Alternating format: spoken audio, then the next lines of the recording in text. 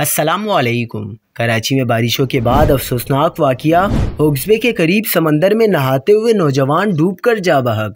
देखने वालों की चीखें निकल गईं। क्या आप हालात हाजरा से आगाही हासिल करना चाहते हैं? खबर के पीछे छुपे असल हकाइक जानना चाहते हैं? तो अभी सब्सक्राइब कीजिए जिलमिल पाकिस्तान को और साथ ही घंटी के निशान पर क्लिक कर दें। आपको बताते चलें कि कराची में हॉक्स-बे सेंट्सपिट के करीब समंदर में नहाते हुए एक नौजवान डूबकर जाबाक हो गया।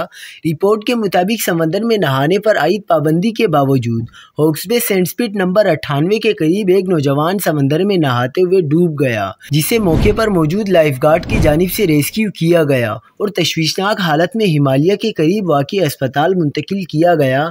नौजवान दौरान इलाज दम तोड़ गया। मुतवफ़ी नौजवान की शनाख्त 22 साला साकिब वल्द अली के नाम से की गई। मुतवफ़ी नौजवान औरंगी टाउन नंबर 5 का रिहायशी था। सेंट्सपिट चौकी इंचार्ज ASI जुल्करनैन ने बताया कि मुतवफ़ी नौजवान सुबह अपने 3 दोस्तों के हमरा हॉक्स-बे सेंट्सपिट के मकाम पर पहुंचा था।